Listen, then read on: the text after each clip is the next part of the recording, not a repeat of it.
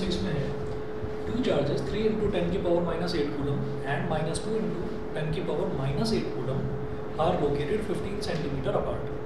Eight what point on the line joining the two charges is the electric potential zero? Take the potential at infinity to be zero, है ना, infinity वाले potential को zero लेना है। ये standard condition होती है कि जब भी कभी हमसे पोटेंशियल का क्वेश्चन पूछा जाता है तो इन्फिनिटी वाले पोटेंशियल को हम जीरो ही लेते हैं। वो ये ना भी मेंशन करें ना तब भी हम उसको जीरो ही मानकर चलेंगे। देखिए एक चार्ज यहाँ पर रखा हुआ है और एक चार्ज यहाँ पर, इसको हमने बोला Q1, इसको बोल दिया पॉइंट ए। यहाँ पर जो चार्ज है वो Q1, इसको बोल दिया पॉइंट बी। यहाँ पर जो चार्ज है वो Q2। They are located 15 centimetre apart, यानी कि दोनों के बीच का जो डिस्टेंस है उसको मैं लिख रहा हूँ 0.15 मीटर। सेंटीमीटर है ना, तो उसको ऐसा यूनिट में कन्वर्ट करेंगे तो 0.15 मीटर डिवाइडेड बाई 100 होता है। अच्छा, तो जो Q1 है, Q1 ये दे रखा है 3 इंटू 10 की पावर -8 कूलम, और जो Q2 है ये दे रखा है -2 इंटू 10 की पावर -8 कूलम, ये दे रखा है। At what point on the line joining the two charges is the electric potential zero? ठीक है,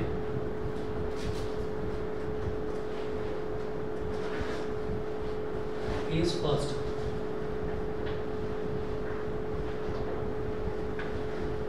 हमने क्या करा, इसको बोल दिया C।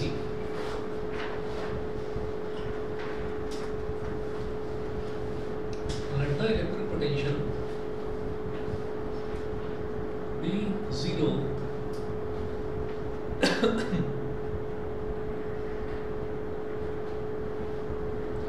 let the electric potential be zero at point C, bracket में लिखिए which is at x meter from A, जो कि A से x मीटर के डिस्टेंस पर है, x मीटर। ठीक है, तो ये कितना हो जाएगा 0.15 माइनस x, 0.15 माइनस x, ये हो गया। अब क्या करेंगे, उन्होंने बोला कि इलेक्ट्रिक पोटेंशियल जीरो होना चाहिए। इलेक्ट्रिक पोटेंशियल जीरो होने का मतलब क्या है कि इस पॉइंट पर मैंने मान लिया कि इस पॉइंट पर इलेक्ट्रिक पोटेंशियल जीरो है, तो इस पॉइंट पर इलेक्ट्रिक पोटेंशियल जीरो का मतलब क्या है, इस चार्ज की वजह से इस पॉइंट पर इलेक्ट्रिक पोटेंशियल निकाल लो, इस चार्ज की वजह से इस पॉइंट पर इलेक्ट्रिक पोटेंशियल निकाल लो, दोनों को ऐड कर लो, दोनों का सम जीरो के बराबर आना चाहिए। दोनों का सम जीरो के, क्योंकि पूरे सिस्टम में दो ही चार्जेस हैं, तो जब टोटल पोटेंशियल निकालेंगे तो दोनों को ऐड करना पड़ेगा। ठीक है, तो हम ये कहेंगे पोटेंशियल एट C,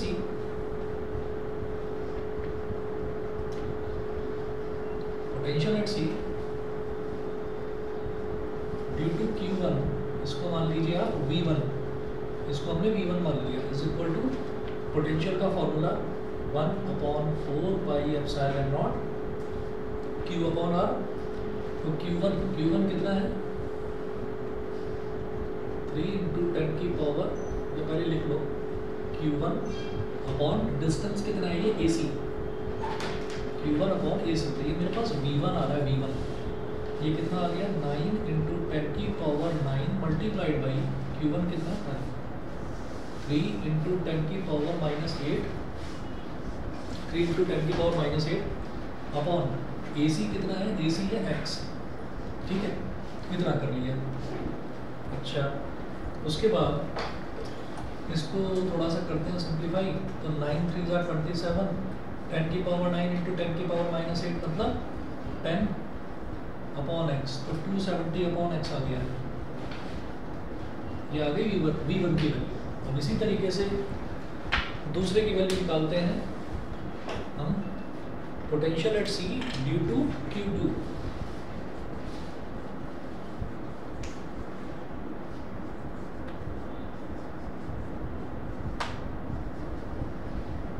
हमने बोल दिया V2, ये क्या हो गया 1/4 pi epsilon not, 1/4 pi epsilon not Q2 upon अब डिस्टेंस कितना है BC,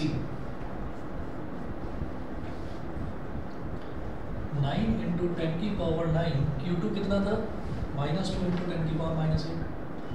और क्योंकि पोटेंशियल निकाल रहे हैं तो उसमें साइन लेते हैं, है ना, ये मैं ढंग से एक्सप्लेन कर चुका हूँ। जब भी पोटेंशियल निकालेंगे तो साइन जरूर लेंगे। BC कितना होगा 0.15 - x,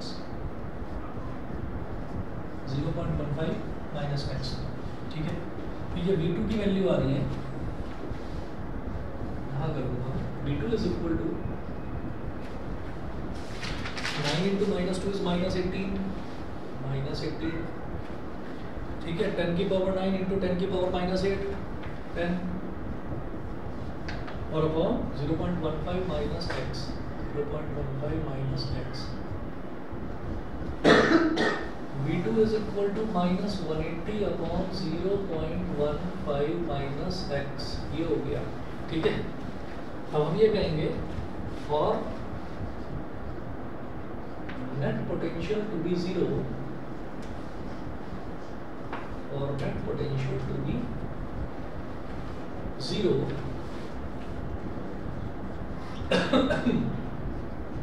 V1 + V2 must be equal to 0, दोनों 0 के बराबर होने चाहिए। V1 की वैल्यू डालो, V2 की वैल्यू डालो। V1 कितना है 270/x, और ये तो माइनस है, तो -180 upon 0.15 - x is equal to 0। 90 ले लेते हैं न्यूमरेटर में से कॉमन, 90 कॉमन ले लिया, इधर क्या बचेगा 3/x, इधर क्या बचेगा 2/0.15 - x इज इक्वल टू 0। ये तो 90 उधर जाकर 0/90 0 हो जाएगा, ठीक। अभी क्या करेंगे 3/x minus 2/0.15 - x is equal to 0, इसको उधर ले जाओ। 3/x is equal to 2/0.15 - x, ठीक। क्रॉस मल्टीप्लिकेशन करेंगे, 3 × 0.15 - x is equal to 2x। 3 × 0.15 कितना हो जाएगा 0.45 - 3x is equal to 2x।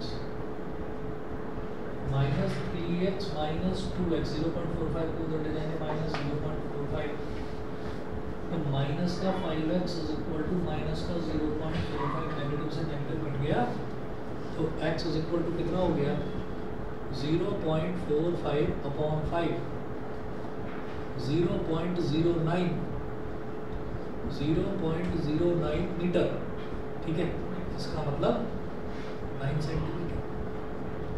तो पहला केस तो ये कहता है, क्योंकि उन्होंने क्या बोला है कि at what point on the line joining the two charges, हमेशा याद रखना कि अगर वो बोलेंगे कि उन दोनों के बीच में, है ना, बिटवीन द टू चार्जेस आपको कोई पॉइंट निकालना है, तब तो बस एक ही केस लेंगे। जब वो कह रहे हैं on the line joining the two charges, तो वो line joining the two charges आपकी एक्सटेंडेड लाइन भी हो सकती है, ठीक है। लाइन है, लाइन सेगमेंट नहीं है, ठीक है। तो लाइन जो है वो लाइन कितनी भी आगे तक जा सकती है।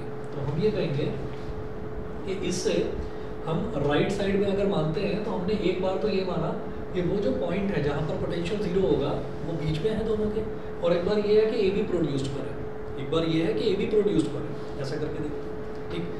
तो ये मिटा दूँ इधर से, तो पहला तो आ गया 9 सेंटीमीटर, आंसर में इसीलिए लिखा हुआ है 9 सेंटीमीटर और 45 centimetre away from the positive charge and on the side of the negative charge, ठीक है। मैं बताता हूँ 9 centimetre away from the positive charge, ये कौन सा था Q1 positive charge, and on the side of the negative charge, negative side की नेगेटिव चार्ज की तरफ, ये आंसर इस तरह से लिखा हुआ था इसका। तो सेकंड केस देखते हैं, ये मिटा दो, ये बता।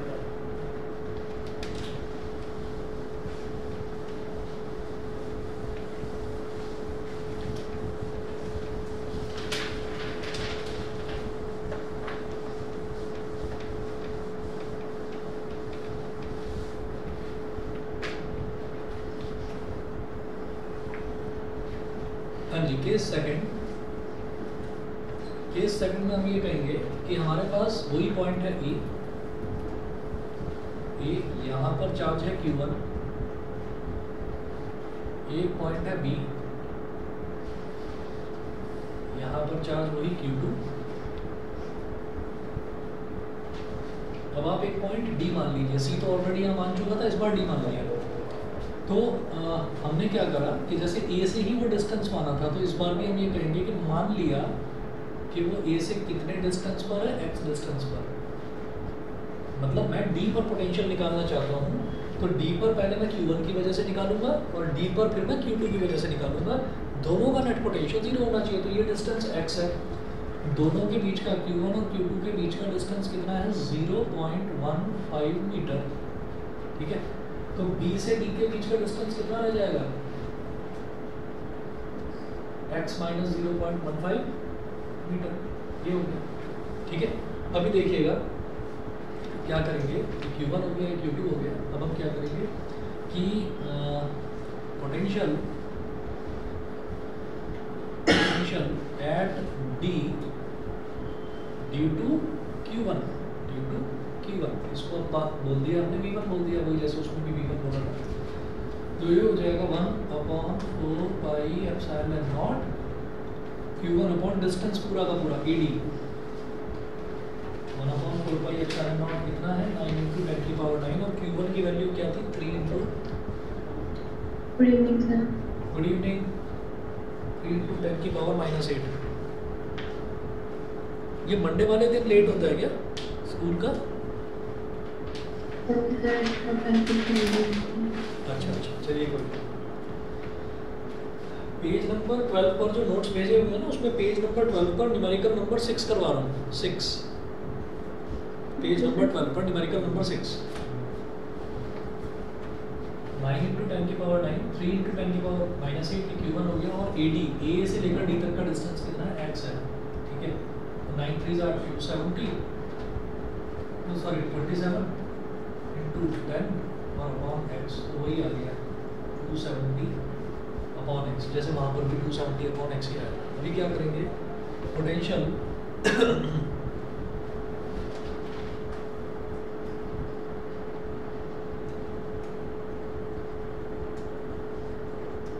Eight D due to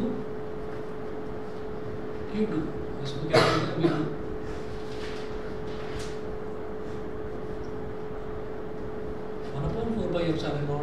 Q2 upon, अब ये B से D पर निकालना है पोटेंशियल, तो डिस्टेंस कितना है, x minus 0.15।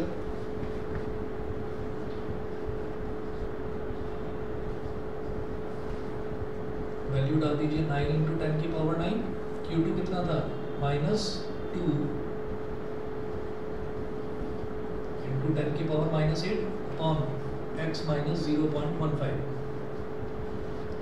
9 × -2 is -18 × 10 upon x minus 0.15, -80 upon x minus 0.15। ठीक है, तो अब आप ये देख लीजिए कि यहाँ पर बस अंतर कितना आ रहा है, वो 0.15 माइनस x था, ये x माइनस 0.15, इतना अंतर आ रहा है बस। अब क्या करेंगे, for net potential at D to be 0, V1 plus V2 is equal to 0। तो V1 कितना, 270 अपॉन x, और V2 कितना, -180 upon x minus 0.15 is equal to 0। 90 ले लिया कॉमन, तो वही 3 upon x minus 2 upon x minus 0.15 is equal to 0। 90 तो उधर जाकर 0 हो जाएगा, 0 upon 90 is 0।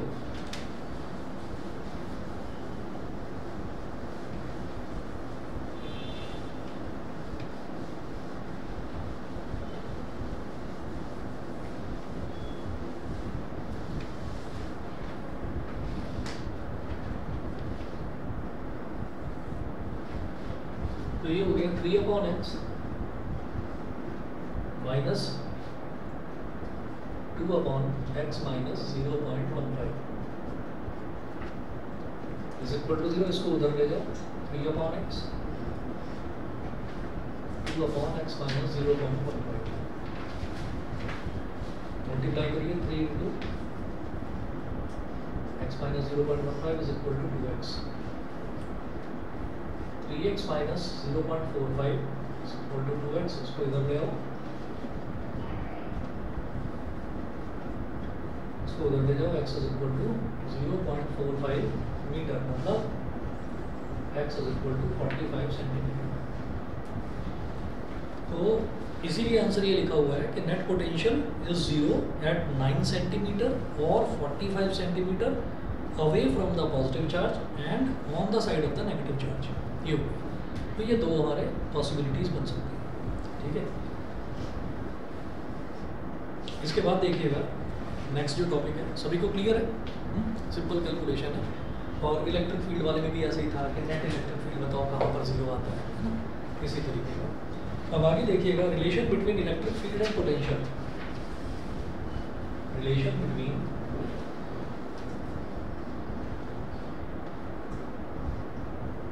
Electric field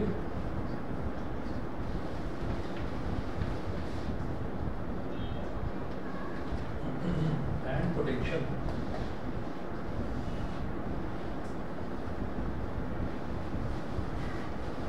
electric field और पोटेंशियल के बीच का रिलेशन, इसको हम जानते हैं E is equal to minus dV/dr, है ना. ये मैं आपको एक दो बार बता चुका हूँ, लेकिन उसका रिलेशन, वो रिलेशन आया कैसे वो बताऊँगा. तो ये देखिएगा, consider the electric field due to charge plus Q located at the origin O. Let A and B be the two adjacent points separated by distance small dr. ठीक है. तो थ्योरी नहीं लिख रहा हूँ, सिर्फ बता रहा हूँ आपको कि क्या क्या था. इसमें ये है कि हमने शुरुआत में ये मान लिया कि यहाँ पर इस तरफ ओरिजिन है O, ओरिजिन O है, और ओरिजिन O पर हमने एक चार्ज ले लिया plus Q, positive Q charge हमने ले लिया. ठीक है. अच्छा, उसके बाद हम ये कहेंगे कि प्लस Q चार्ज है, तो पॉजिटिव चार्ज से हम ये जानते हैं कि हमेशा इलेक्ट्रिक फील्ड बाहर की तरफ निकलता हुआ होता है, बाहर की तरफ निकलता हुआ होता है, रेडिएटिंग आउटवर्ड ऐसे होता है. तो मैंने बोला कि एक स्ट्रेट लाइन ड्रॉ करते हैं, यहाँ से यहाँ एक स्ट्रेट लाइन ड्रॉ करते हैं इस तरह से. तो हम ये कहेंगे कि इसमें से कितनी स्ट्रेट इलेक्ट्रिक फील्ड लाइंस निकलेंगी, न जाने कितनी, इनफाइनाइट. हमने कहा कि एक लाइन को कंसिडर कर लो. तो इलेक्ट्रिक फील्ड का डायरेक्शन क्या होगा, इलेक्ट्रिक फील्ड का डायरेक्शन ये होगा, ऐसे जाता हुआ, इस तरफ जाता हुआ होगा. भाई पॉजिटिव से बाहर ही तो निकलेगा इलेक्ट्रिक फील्ड, तो इलेक्ट्रिक फील्ड बाहर निकलता हुआ होगा, पहली चीज़. उसके बाद हमने ये कहा कि यहाँ पर एक पॉइंट ए है और यहाँ पर एक पॉइंट बी है. ठीक है. पॉइंट ए पर जो पोटेंशियल है वो VA है, VA उसको V बोल दिया, सिर्फ V बोल दिया. ठीक. ऐसे ही जो पॉइंट B है, पॉइंट B उस पर जो पोटेंशियल है वो VB है, इसको बोल दिया V प्लस BB, मतलब थोड़ा सा बढ़ जाएगा. अब बताता हूँ क्यों. और A से और D तक, A से D तक जो डिस्टेंस है वो हमने छोटा सा ले लिया, dr डिस्टेंस ले लिया. अच्छा, डिस्टेंस की डायरेक्शन होती है, डिस्प्लेसमेंट की डायरेक्शन जरूर होगी. डिस्प्लेसमेंट है ये, straight line distance is called displacement. तो डिस्प्लेसमेंट की डायरेक्शन होगी तो डायरेक्शन ये है. अच्छा, ये डायरेक्शन यही क्यों है? एक्चुअली ये होता है कि इलेक्ट्रिक पोटेंशियल की जो डेफिनेशन थी वो ये थी कि it is the work required against the electrostatic force. तो इलेक्ट्रोस्टैटिक फोर्स के अगेंस्ट जो वर्क करा जाता है दैट इज कॉल्ड पोटेंशियल. तो हम जब भी चार्ज लेकर आ रहे हैं, कोई भी टेस्ट चार्ज, देखिए ये तो प्लस Q है ही यहाँ, तो जो भी हम टेस्ट चार्ज लेकर आ रहे हैं वो टेस्ट चार्ज हम यहाँ पर लेकर आए पॉइंट A पर. तो यहाँ तक लाने में जो पोटेंशियल करा, जो work done per unit charge करा, यानी कि जो पोटेंशियल हुआ वो V हो गया. तो पॉइंट A पर जो पोटेंशियल है वो मैंने V मान लिया. फिर मैंने थोड़ा सा और बढ़ा दिया तो पोटेंशियल और बढ़ जाएगा. क्यों और बढ़ जाएगा? क्योंकि मुझे यहाँ से और आगे लाने के लिए थोड़ा सा और एक्स्ट्रा वर्क करना पड़ेगा. तो एक्स्ट्रा वर्क मतलब पोटेंशियल भी एक्स्ट्रा. क्यों? क्योंकि V क्या होता है, W/Q. तो अगर एक्स्ट्रा वर्क कर रहे हैं तो एक्स्ट्रा पोटेंशियल भी हो रहा है, इसका जो कि दोनों डायरेक्टली प्रोपोर्शनल है. तो इसीलिए V प्लस dV करा है, माइनस dV नहीं करा. समझ गए मेरी बात? ठीक है. तो यहाँ पर potential VA which is equal to V, इस पॉइंट पर potential VB which is equal to V plus dV. ठीक. अच्छा, द टू पॉइंट्स, अब इसी चीज़ को थ्योरेटिकली लिखा हुआ है यहाँ पर, पढ़कर बता रहा हूँ बस. The 2 points A and B are so close that electric field E factor between them remains almost constant. दोनों बहुत नज़दीक है, ये बहुत छोटा सा हमने डिस्टेंस लिया है, इसलिए हमने ये कहा कि इलेक्ट्रिक फील्ड ऑलमोस्ट कांस्टेंट ही रहता है, चेंज नहीं होता। ठीक है, उसके बाद देखिएगा पेज नंबर 13 पर हम आते हैं। Let V and V plus dV be the potentials at the 2 points. ठीक है, potential at the 2 points, the V is the V plus dV. The external force required to move the test charge Q naught without acceleration against the electric field E vector is given by, जो हम एक test charge Q naught को लेकर आते हैं तो उसमें जो हमको फोर्स लगाना पड़ेगा, that force will be equal to, electrostatic force क्या होती है, Q into E।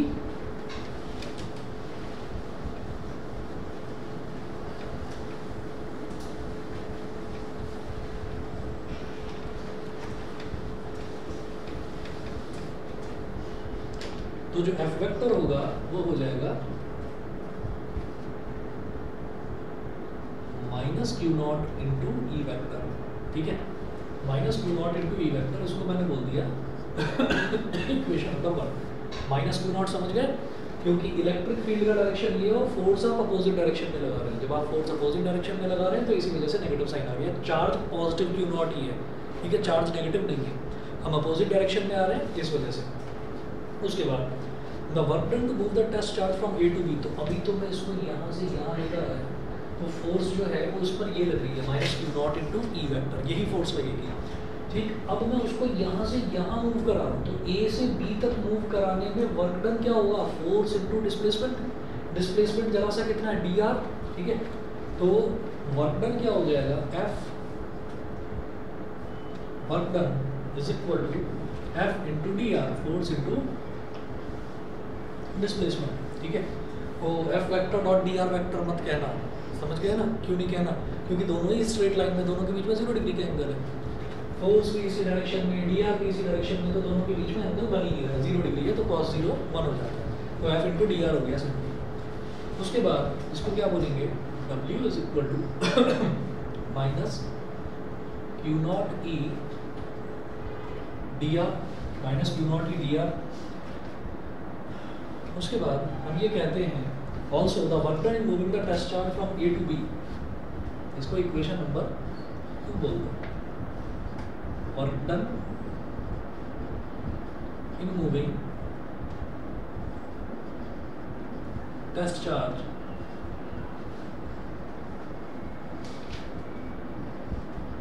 From A to B.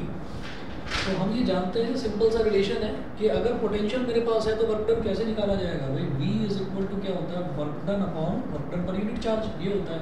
तो पोटेंशियल में चार्ज को मल्टीप्लाई कर दीजिए, तो वर्क डन जो है वो कितना हो जाएगा, चार्ज इनटू, अब मुझे जाना कहाँ से कहाँ तक है, मुझे A से B तक ही जाना है, तो potential difference between A and B। तो दोनों पर पोटेंशियल मेरे को पता है, तो दोनों का पोटेंशियल डिफरेंस क्या हो जाएगा, V plus D V minus V। तो दोनों का पोटेंशियल डिफरेंस कितना हो जाएगा, केवल dV, केवल dV। तो W is equal to charge कितना है जिसको हम मूव कर रहे हैं, तो चार्ज कितना है, Q नॉट। ठीक, तो Q not multiplied by potential difference, यानी कि VB माइनस VA। कहाँ से कहाँ जा रहे हैं, A से B जा रहे हैं, तो B वाले में से A को सब्ट्रैक्ट करना होगा, B से A जाते तो A में से B को सब्ट्रैक्ट करते हैं। तो W is equal to Q naught into V plus DV minus V, minus V plus V cut गया, W is equal to Q naught DV। Equation number 3। अभी इक्वेशन 2 और 3 दोनों को इक्वेट कर दो, इक्वेट 2 एंड 3 दोनों ही वर्क डन है। Equate 2 and 3, तो जब 2 और 3 को इक्वेट करेंगे तो क्या हो जाएगा, minus Q naught E into D R is equal to Q naught D V. Q naught से गया Q naught, E is equal to negative sign को उधर ले जाओ, minus D V upon D R, minus D V upon D R. समझ गए होंगे, ठीक है। आपको दोनों ही केसेस में वर्क डन निकालना है। पहले क्या करेंगे, कि ओरिजिन पर एक चार्ज लिया प्लस क्यू, जिसकी वजह से पोटेंशियल है यहाँ पर और यहाँ पर, तो इधर बी है और इधर बी प्लस डी। फिर निकालूंगा फोर्स, फोर्स किसकी, कि कोई एक टेस्ट चार्ज को मैं लेकर आ रहा हूँ, तो टेस्ट चार्ज को लेकर आएंगे, पोटेंशियल निकाल रहे हैं ना, तो टेस्ट चार्ज को लेकर आएंगे अगेंस्ट द इलेक्ट्रोस्टैटिक फोर्स, इसीलिए जो फोर्स है वो नेगेटिव आ रही है, minus Q naught into E vector, क्योंकि हम इस डायरेक्शन में, ये ओरिजिन है, इस डायरेक्शन में जाएंगे तो that will be taken as positive, इस डायरेक्शन में देकर जाएंगे तो उसको हम नेगेटिव लेंगे, तो minus Q naught into E vector, ये हो गया। वर्क डन क्या होता है, फोर्स इंटू डिस्प्लेसमेंट, ठीक है, फोर्स ये है और डिस्प्लेसमेंट कितना है, कितना सा जरा सा है D R, minus Q naught E into D are, ये हो गया। तो यहाँ से एक वर्क डन निकला।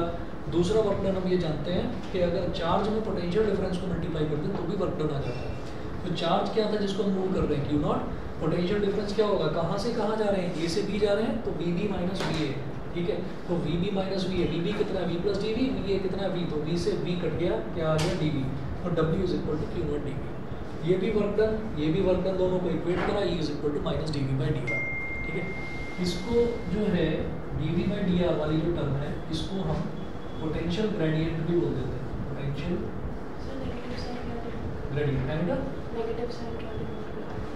नेगेटिव साइन सिर्फ ये डिनोट करता है कि इलेक्ट्रिक फील्ड इस डायरेक्शन में है, तो आप जो है चार्ज को उसके अगेंस्ट लेकर आ रहे हैं, तब जाकर आपका पोटेंशियल निकलेगा, ठीक है। इलेक्ट्रिक फील्ड इस डायरेक्शन में है और हम चार्ज को अगेंस्ट लेकर आ रहे हैं उसके, इसी वजह से नेगेटिव है, बस ये। सर, हाँ जी बोलिए। सर क्या हम इसे ऐसे कर सकते हैं, जो एफ डॉट डी आर है उसको F dot D are upon Q not कर दिया, F dot D are upon Q not, जो आपने इक्वेशन 2 लिखी है ना सर। हाँ हाँ सर, अगर जो डेफिनेशन के हिसाब से पोटेंशियल मिलेगी ना, delta V is equals to work done upon Q naught. हाँ बिल्कुल सही है कि जो वर्क डन है इसको यहीं के यहीं आप वर्क डन को Q naught into D B यहीं के यहीं लेकर चलो तो भी आपका रिलेशन आ जाएगा, ठीक है ना। या फिर अगर आप चाह रहे हो कि इस क्यू नॉट को मैं लिख दूं, इस क्यू नॉट को मैं लिख दूं वर्क डन अपॉन पोटेंशियल, तो भी हो जाएगा, तो भी हो जाएगा, ठीक है। चाहे इक्वेट करके कर लो, या जो तुम कह रहे हो तुम्हारा मेथड सब्स्टिट्यूशन मेथड है कि सब्स्टिट्यूट करके कर लो, दोनों से रिलेशन सेम आता है, ठीक है भाई। तो एक तो ये आता है relation between E and V. हाँ जी, पेज नंबर 14 पर आ जाइए, इक्विपोटेंशियल सर्फेसेस। इक्विपोटेंशियल सर्फेस जो है, जैसा कि नाम से ही समझ में आ रहा है, एक ऐसी सरफेस जहाँ पर पोटेंशियल जो है वो इक्वल रहता है, इक्विपोटेंशियल, ठीक। तो ये चीज़ होती है इसमें।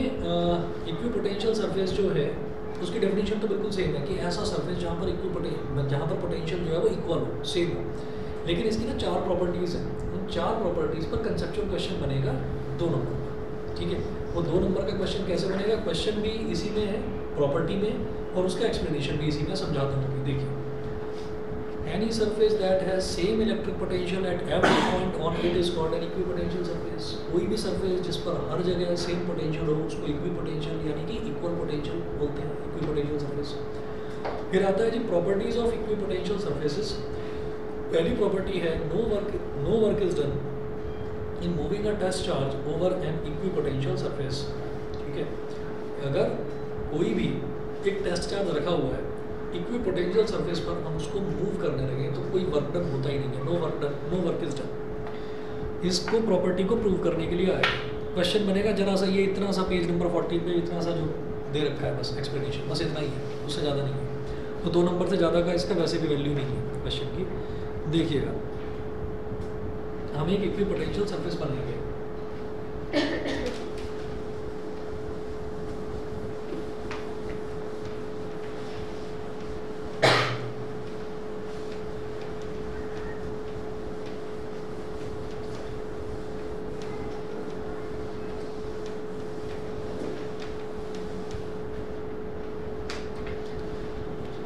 एक सरफेस ले लेते हैं किसी भी तरीके की, कैसी भी एक सरफेस ले लेते हैं।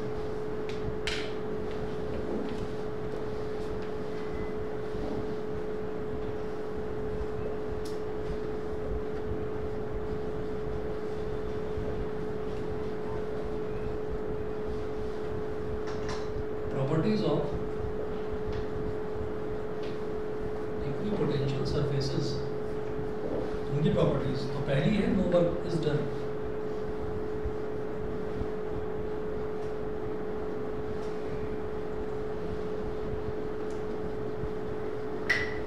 इन मूविंग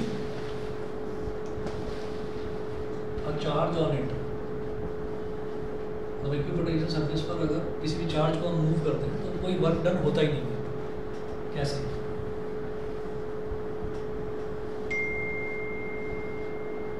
हमने माना ऐसी कोई सरफेस है, ठीक है, इक्विपोटेंशियल सरफेस है, यहाँ पर पॉइंट ए, इधर पॉइंट बी, डीएल वेक्टर इधर दिखा दिया, E vector, E vector equipotential surface पर। जैसे मान लीजिए ये एक शीट है, तो ये एक इक्विपोटेंशियल सरफेस है, तो इलेक्ट्रिक फील्ड हमेशा इस पर ना परपेंडिकुलर होगा। वो दूसरी प्रॉपर्टी है, उसको भी अभी देखते हैं ऐसा क्यों होगा, 90 डिग्री पर ही क्यों होगा, वो भी देखते हैं। सर ऐसा हो सकता है क्योंकि स्फीयर एक, मान लेते हैं कि स्फीयर का जो सरफेस होगा वहाँ पे पोटेंशियल हो सकता है, क्योंकि एक पॉइंट चार्ज से स्फीयर के सरफेस में हमेशा इक्वी डिस्टेंस रहेगा। हाँ, डिस्टेंस हमेशा सेम रहेगा, सर पोटेंशियल भी सेम रहेगा, सरफेस भी सेम रहेगा। परपेंडिकुलर इलेक्ट्रिक फील्ड रहेगी, क्योंकि बताता हूँ भी, उसका भी एक रीज़न है, उसका रीज़न है, बहुत अच्छा रीज़न है, वो कॉन्ट्राडिक्शन मेथड से करेंगे। ठीक है, कॉन्ट्राडिक्शन मतलब कि हम ये मान लेंगे कि वो नॉर्मल नहीं है, वो परपेंडिकुलर नहीं है, फिर खुद ही गलत साबित हो जाएंगे, तो इसका मतलब वो इलेक्ट्रिक फील्ड जो है वो नॉर्मल ही हो। कॉन्ट्राडिक्शन याद है? हाँ, चलिए, let A and B 2 points on an equipotential surface as shown. हमने इक्विपोटेंशियल सरफेस पर 2 पॉइंट्स ले लिए, एक पॉइंट ए और एक पॉइंट बी, ये ले लिया। फिर है if the test charge Q naught is moved from A to B the work done will be. तो जरा देखिएगा, इसका नाम बड़ा आसान सा है, work done is equal to charge into PD, potential difference between A and B। हम चार्ज को Q नॉट चार्ज को A से B ले जा रहे हैं, A से B ले जा रहे हैं, यहाँ पर भी तो चार्ज को A से B ले जा रहे थे, तो पोटेंशियल डिफरेंस क्या लिया था, VB माइनस VA। तो लिखिए Q not multiplied by VB minus VA, Q not multiplied by V minus V, Q not multiplied by 0, work done 0। V minus V क्यों लिया, इक्वी पोटेंशियल सरफेस है, यानी कि हर पॉइंट पर पोटेंशियल सेम है, तो इसका मतलब B पर भी पोटेंशियल सेम है, V है, और A पर भी पोटेंशियल V ही है, तो हर जगह पोटेंशियल सेम रहेगा।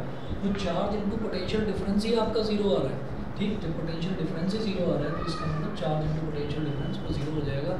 इसलिए एक चार्ज को एक जगह से दूसरी जगह तक ले जाने में कुछ वर्क करना ही नहीं पड़ता, ठीक है, तो वर्क डन इज 0। ठीक है, सिंपल सा प्रूफ है। ठीक, हो सकता है 1 नंबर का आ जाए, तो भी कोई बुरा मत मानना 1 नंबर का भी आ जाए तो, कि 1 नंबर का क्यों आया है, क्योंकि है ही इतना छोटा सा। अब अगला देखते हैं। सेकंड प्रॉपर्टी है electric field is always normal to the equipotential surface at every point. तो इक्विपोटेंशियल सरफेस पर हर जगह, हर पॉइंट पर जो इलेक्ट्रिक फील्ड है वो नॉर्मल ही होगा, परपेंडिकुलर ही होगा। अब ये देखते हैं ये कैसे होगा।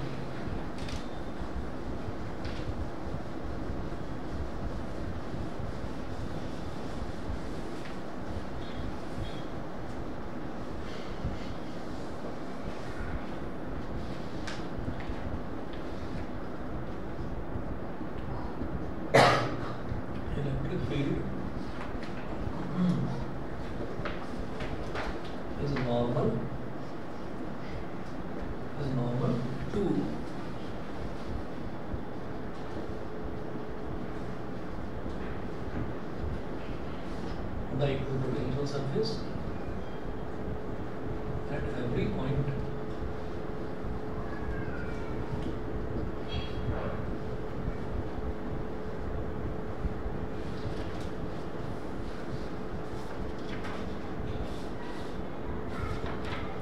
चलिए जी, तो हमने क्या करा,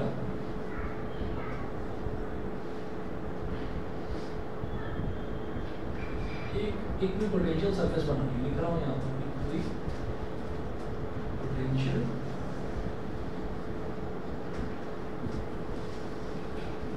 सरफेस।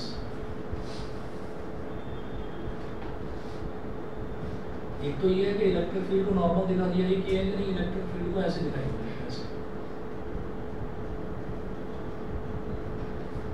मतलब ये इसकी सरफेस के साथ तो ये एंगल बना रहा है थीटा।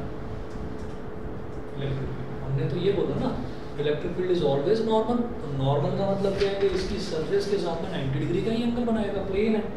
इक्विपोटेंशियल सरफेस, सरफेस मतलब एक प्लेन सरफेस, तो उस पर 90 डिग्री का एंगल बनाएगा, उल्टा मानते हैं।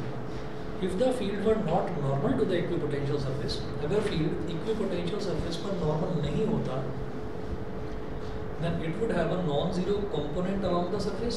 तो इसका मतलब इस इलेक्ट्रिक फील्ड का जब ये कोई एंगल बनेगा तो इसका मतलब along the surface इसका एक कंपोनेंट होगा, नॉन जीरो कंपोनेंट। वो कंपोनेंट क्या होगा, e cos थीटा, और एक परपेंडिकुलर कंपोनेंट हो जाएगा that will be e sin theta. समझ गए? अच्छा, so to move a test charge against this component, so to move a test charge मतलब अब एक इलेक्ट्रिक फील्ड का एक कंपोनेंट यहाँ एग्जिस्ट कर रहा है, ठीक है। अब मैं क्या करूँगा, इलेक्ट्रिक फील्ड का कंपोनेंट यहाँ पर एग्जिस्ट कर रहा है, मतलब इलेक्ट्रिक फील्ड की डायरेक्शन ये है, ठीक। तो जब इलेक्ट्रिक फील्ड की डायरेक्शन ये है तो इसका मतलब मेरे को अब अगर कोई टेस्ट चार्ज मूव करना पड़ेगा तो पोटेंशियल निकालने के लिए टेस्ट चार्ज जब मूव करना पड़ता है तो against the electric field move करना पड़ता है। तो इलेक्ट्रिक फील्ड कुछ तो है, नॉन जीरो है, जीरो नहीं है, कुछ है इलेक्ट्रिक फील्ड, तो उसके अगेंस्ट जब मैं टेस्ट चार्ज मूव करूंगा तो वही वर्क डन करना पड़ेगा, और वर्क डन तो जीरो होता है। वर्क तो हम करना ही नहीं चाहते क्योंकि इक्विपोटेंशियल सरफेस है। वर्क करे बिना आप इसके अगेंस्ट आ नहीं सकते, तो फिर ये इक्विपोटेंशियल नहीं रहा सरफेस। समझ गए? तो वही चीज़ दो लाइन में लिखी हुई है, so to move a test charge against this component a work would have to be done, ठीक है। Next line, and as we know that on an equipotential surface no work is required to move a test charge, कोई work करना ही नहीं पड़ता, ठीक है। hence the electric field must be normal to the equipotential surface at every point। वो normal ही होगा। Normal क्यों होगा वो देखिएगा कि अब अगर ये थीटा आपका 90 डिग्री हो जाए तो cos वाला कंपोनेंट क्या हो जाएगा, e cos 90, e cos 90, यानी कि सरफेस पर इलेक्ट्रिक फील्ड फिर एग्जिस्ट ही नहीं करेगा। तो इलेक्ट्रिक फील्ड हमेशा परपेंडिकुलर टू द सरफेस होगा, सरफेस पर एग्जिस्ट नहीं करेगा। 90 डिग्री होते ही इलेक्ट्रिक फील्ड सरफेस पर तो खत्म हो गया ना, e cos 90 degree, cos 90 is zero, तो सरफेस पर वो जीरो हो गया, जीरो हो गया, इलेक्ट्रिक फील्ड है नहीं, तो मजे से चार्ज इधर उधर घूमेंगे आराम से, उनको कुछ वर्क करना ही नहीं पड़ेगा। समझ गए? तो ये चीज़ है। ऑनलाइन वाले दोनों बच्चे बताएं भाई, क्लियर? Yes sir. ठीक है, Yes, sir. ओके। अगला देखिएगा, third,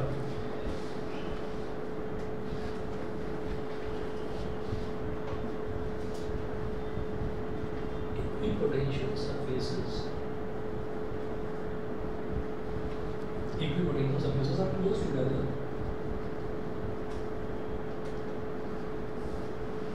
equipotential surfaces are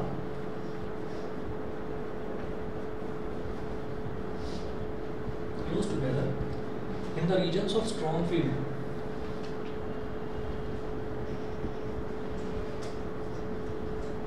in the regions of strong field,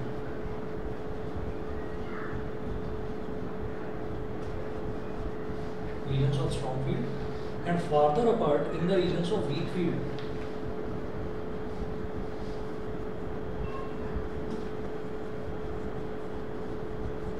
Farther apart in the regions of weak field.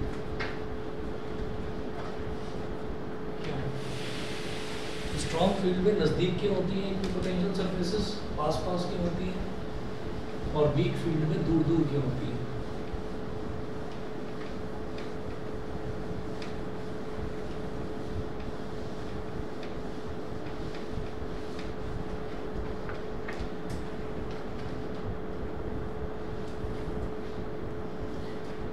बेहद आसान सा है इसका। देखिए क्या है, we know that electric field at any point is equal to the negative of the potential gradient at that point. अभी अभी डिराइव करा था, एक E is equal to minus dV by dr होता है, माइनस dV बाई dr होता है, ठीक है। तो अब क्या करिए, dr को इधर ले आओ, E को इधर ले आओ, dr is equal to minus dV by E, dr is inversely proportional to E। इसी में सारा जवाब छुपा हुआ है। अगर इलेक्ट्रिक फील्ड स्ट्रॉन्ग होगा यानी कि E की वैल्यू ज़्यादा होगी, अगर ये ज़्यादा होगा, डिनोमिनेटर ज़्यादा होगा, तो ओवरऑल फ्रैक्शन क्या हो जाएगा, कम हो जाएगा। तो जहाँ इलेक्ट्रिक फील्ड ज़्यादा होगा वहाँ जो इक्विपोटेंशियल सरफेसेस का जो डिस्टेंस है वो क्या हो जाएगा, कम हो जाएगा। तो जहाँ इलेक्ट्रिक फील्ड जो है वो कमज़ोर होगा, यानी कि कम होगी वैल्यू, इलेक्ट्रिक फील्ड की वैल्यू कम होगी, तो ये डी आर यानी कि डिस्टेंस बढ़ जाएगा। तो डी आर क्या है, डी आर एक पोटेंशियल वाली सरफेस और दूसरी पोटेंशियल वाली सरफेस के बीच का गैप है। तो जैसे अभी मैं बात करूँगा, अभी बताऊँगा, समझाऊँगा इस चीज़ को, डायग्राम बनाकर भी समझाऊँगा कि जो इक्विपोटेंशियल सरफेसेस हैं उनके बीच का जो गैप है दैट इज़ डी आर, ठीक है। तो जो ई है, अगर ई ज़्यादा होगा तो डी आर कम, यानी कि इलेक्ट्रिक फील्ड अगर स्ट्रॉन्ग तो डी आर कम, यानी कि क्लोज होंगे, इक्विपोटेंशियल सरफेसेस क्लोज होंगे। और अगर इलेक्ट्रिक फील्ड कमज़ोर तो डी आर ज़्यादा, यानी कि इक्विपोटेंशियल सरफेसेस के बीच में गैप ज़्यादा होगा, दे आर फार्दर अपार्ट। बस इतना है। देखिए यहाँ पर लिखा है कि thus spacing between the equipotential surfaces will be smaller in the regions where the electric field is stronger and vice versa. Simple. Again एक नंबर, ज़्यादा से ज़्यादा कोई मेहरबानी हो गई तो 2 नंबर, बस इससे ज़्यादा भी। दो इक्विपोटेंशियल सरफेस के बीच का डिफरेंस है। यस, जैसे हम ये कहते हैं ना कि ऐसा होता है, जैसे पॉजिटिव है, पॉजिटिव चार्ज है, तो पॉजिटिव चार्ज से हम ये कहते हैं कि ये निकल रहा है, ये इलेक्ट्रिक फील्ड लाइंस निकल रही है ऐसे हर डायरेक्शन। तो इक्विपोटेंशियल सरफेस कैसी होगी, इक्विपोटेंशियल सरफेस जो है वो पॉजिटिव के चारों तरफ एक सरफेस बन जाएगी। तो वो जो तुम बता रहे थे स्फेरिकल सरफेस बन जाती है, पूरी की पूरी एक स्फेरिकल सरफेस बन जाती है। तो वो एक ही नहीं बनेगी, एक बन गई, दूसरी बन गई, ठीक।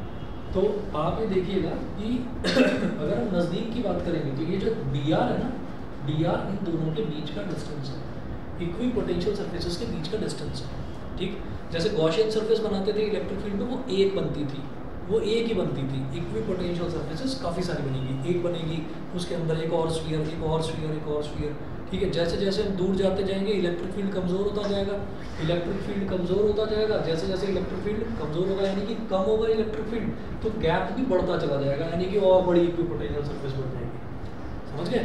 तो गैप उनका बढ़ता चला जाएगा।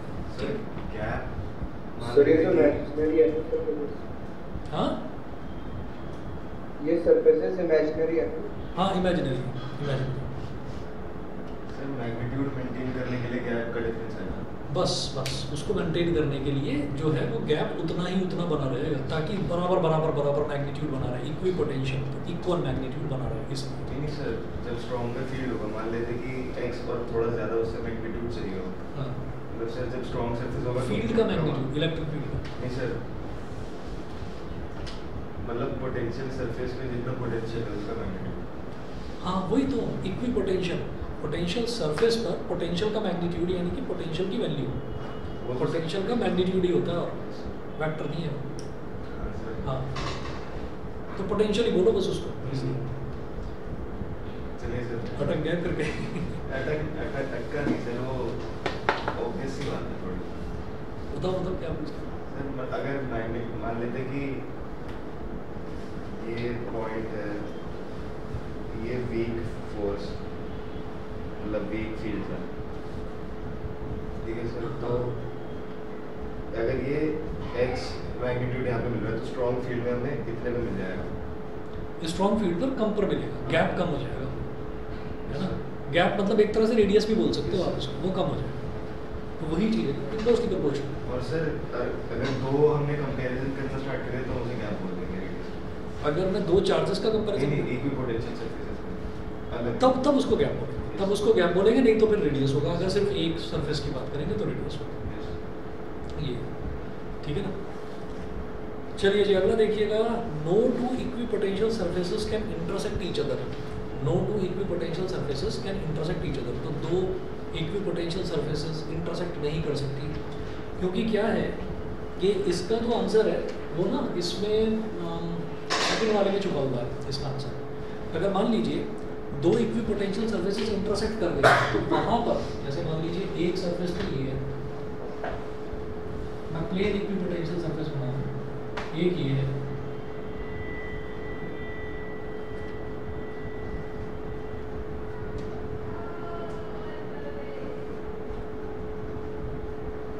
और एक सरफेस ये है, ये दोनों की दोनों इंटरसेक्ट कर गई। यहाँ पर जिस पॉइंट पर, और एक्चुअली जब सर्फेसेस इंटरसेक्ट करती है ना तो वो लाइन ऑफ इंटरसेक्शन कहलाता है।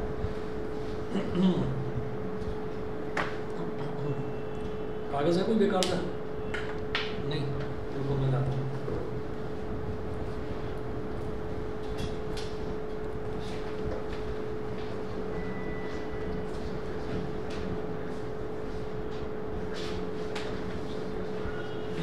जॉइंट बिजनेस अपॉर्चुनिटी मीट, न्यूनतम योग्यता 12वीं पास, senior citizen and housewife, teacher, doctor, professor, part time, full time. इनको पकड़ते हैं जरा।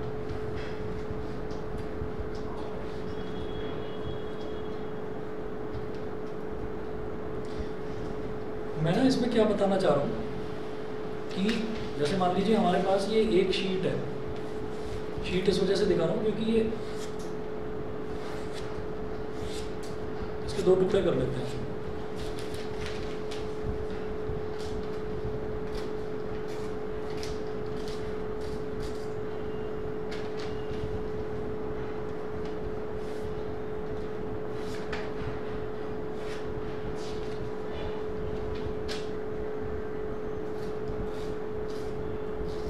पूरा डिपार्टमेंट हमारे पास एक प्लेन ये है, एक प्लेन ये और एक प्लेन ये है, दो प्लेन्स हैं। दो प्लेन्स जब इंटरसेक्ट करेंगे तो ऐसे करेंगे, ये इसको ऐसे ऐसे ऐसे ऐसे ऐसे काटता हुआ ऐसे चला जाएगा, ठीक है। ये ऐसे काटता हुआ चला जाएगा, तो जहाँ ये काट रहा है वहाँ पर क्या है आप देखिएगा, ये ऐसे इंटरसेक्ट कर रहा है, तो यहाँ पर पूरी की पूरी एक लाइन है, लाइन ऑफ इंटरसेक्शन। मैंने इस पेज को पूरा इस वजह से नहीं फाड़ा, पूरा फाड़ूंगा तो नीचे वाला अलग टूट कर ऊपर वाला अलग टूट कर गिर जाएगा। तो इनका जो इंटरसेक्शन है वो पूरी की पूरी एक लाइन है, और जब हम दो लाइन्स को इंटरसेक्ट करते हैं तो that will B point of intersection. वहाँ पे पॉइंट आ जाता है, तो यहाँ पर पॉइंट आ जाता है, सिर्फ एक सिंगल पॉइंट होता है। तो यहाँ पर लाइन ऑफ इंटरसेक्शन है, तो इस लाइन ऑफ इंटरसेक्शन पर मान लीजिए एक इक्विपोटेंशियल सरफेस ये है और एक इक्विपोटेंशियल सरफेस ये इंटरसेक्ट कर गई, तो इस पर तो इलेक्ट्रिक फील्ड यू जाएगा नॉर्मल, और इस पर इलेक्ट्रिक फील्ड जाएगा यू नॉर्मल। तो इसका मतलब क्या है कि जो लाइन ऑफ इंटरसेक्शन है, लाइन ऑफ इंटरसेक्शन पर तो दो इलेक्ट्रिक फील्ड हो गए, दो इलेक्ट्रिक फील्ड कैसे एग्जिस्ट करेंगे, ठीक है। तो हम ये कहेंगे इस वजह से no equipotential surfaces can intersect. जैसे इलेक्ट्रिक फील्ड लाइंस का था ना, इलेक्ट्रिक फील्ड लाइंस पर हमको ये दिखाना होता था कि इलेक्ट्रिक फील्ड लाइन की जो डायरेक्शन होती है वो टेंजेंट टू द सरफेस होती है।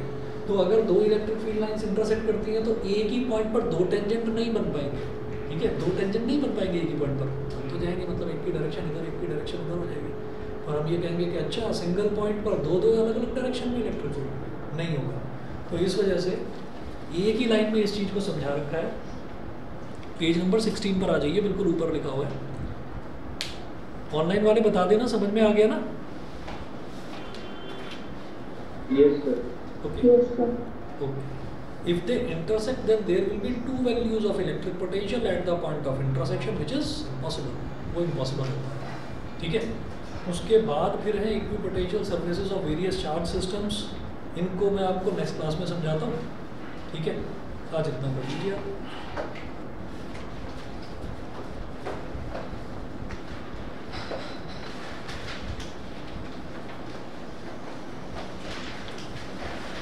हमारे यहाँ पर तुम्हारे यहाँ पर क्या चल रहा है स्कूल में? सेकंड चैप्टर ये पोटेंशियल वाला ही चल रहा है। अच्छा खत्म भी हो गया? करंट इलेक्ट्रिसिटी करा दिया क्या स्टार्ट? थर्ड कैपेसिटेंस वाला करा दिया, मतलब खत्म हो गया। ये चैप्टर खत्म हो गया और 8 तारीख से वैसे सर हमारा काफी पहले है, हमारा शायद से 4 मार्च से स्टार्ट हो गया। अच्छा अच्छा, सर 1 मई से पेपर है। ये वाला भी स्टार्ट 8 से। तुम्हारे यहाँ क्या चल रहा है? ये अभी सेकंड चैप्टर स्टार्ट हुआ है, और तुम्हारे यहाँ सेकंड भी स्टार्ट हुआ। चलिए थोड़ा सा इसका मतलब स्पीड बढ़ा लूँ फिर मैं। 8 मई से तुम्हारे पेपर शुरू हो रहे हैं, तुम्हारा 4 को है, तुम्हारा 8 को है, जिसमें फर्स्ट और सेकंड कंप्लीट आ रहा है, ठीक है। साथ साथ करते चलो इतना, बाकी मैं करवा दूँ।